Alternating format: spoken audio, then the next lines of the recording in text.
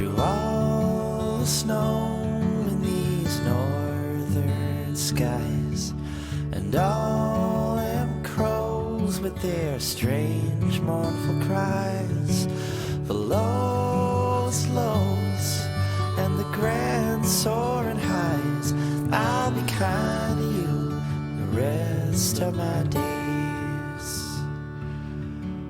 Through all them shadowy barbed wire streets, and all them lying servants in their parliamentary seats, through all the frozen-hearted warlords and thieves, I'll be kind to you the rest of my days.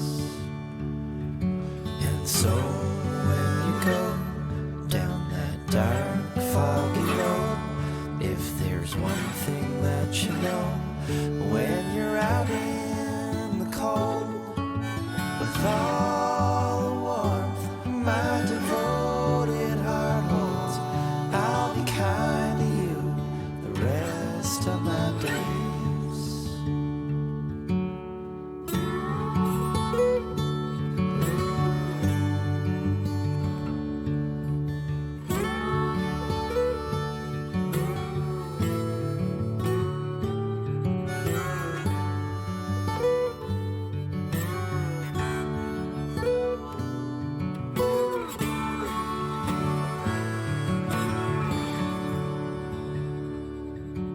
Through all the gloom in these West Coast rains, and all them lonely faces, them rush out subway trains, the things that you know deeply but can never be explained, I'll be kind to you the rest of my days.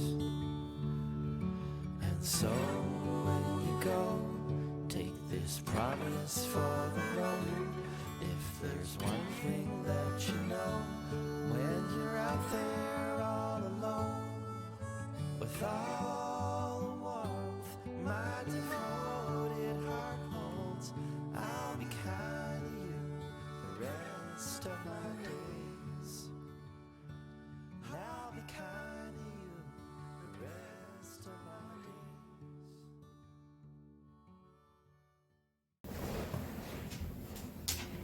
Hey everybody, I am just hopping on here at the end of the video because I wanted to add a few closing notes and ideas to this video just because I don't want any of you to be misled by the routine that I showed at the beginning of this video.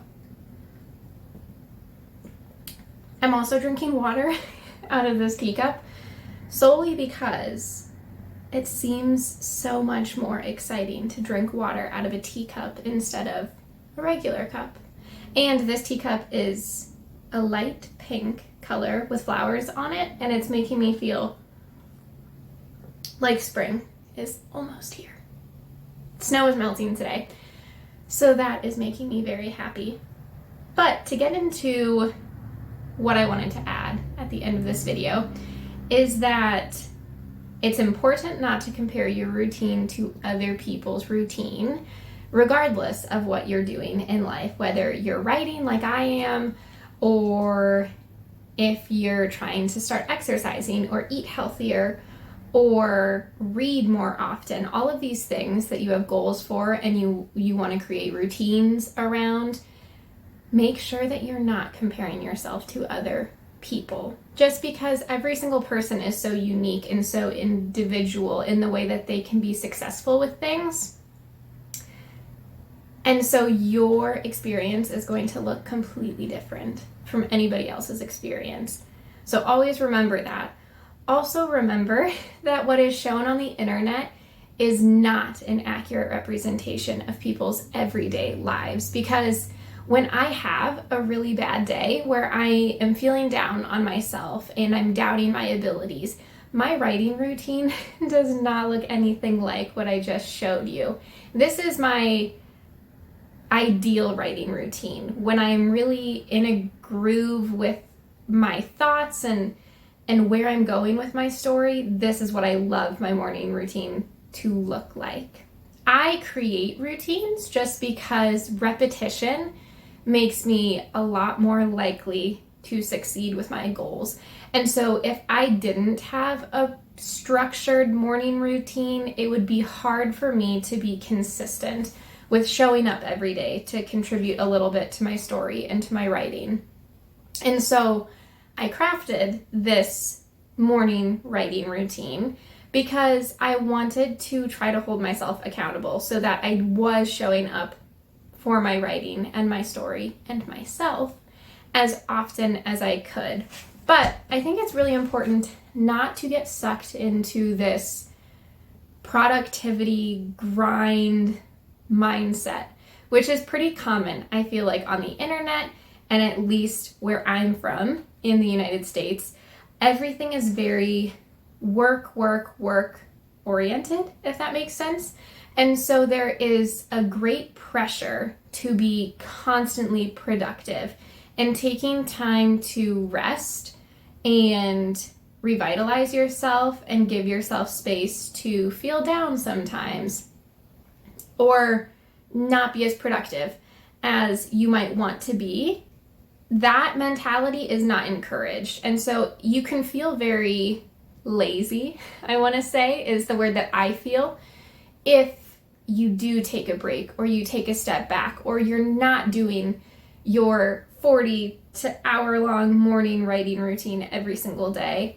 And I just want to be transparent with you all and share that it is okay. It is totally okay. In fact, I encourage taking breaks from the intensity of feeling like you need to get a certain word count out every single day, or you need to finish outlining this specific chapter in the allotted amount of time you've given yourself, because that can be a very closed mindset in the sense that you can really prevent yourself from feeling your creativity and your most comfortable and happy throughout the writing experience if you tell yourself every single day you have to get a set amount done. I would say that it is good to write every single day, but it doesn't have to be as much as you hoped. It can honestly be sitting at a table with your head in your hands thinking,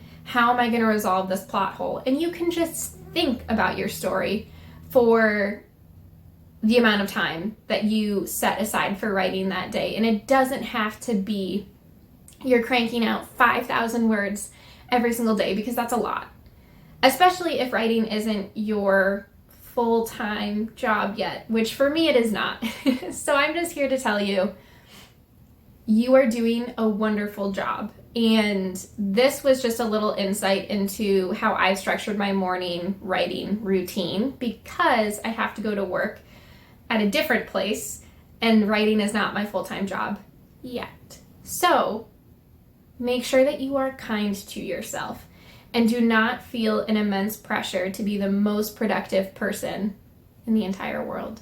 Just make sure that you are clear with your goals and that you take a little bit of time every day to devote some energy and thought into those goals. And if you keep chipping away at it, you will be successful.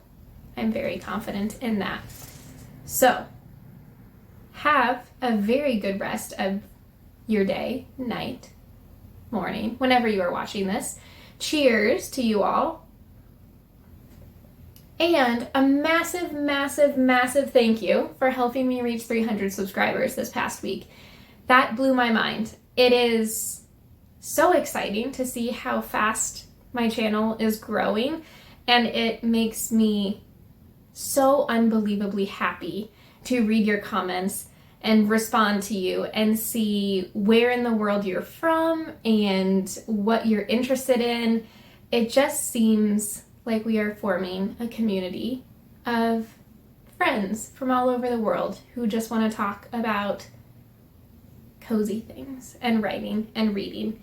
And for that, I cannot thank you all enough. I will see you in my next video.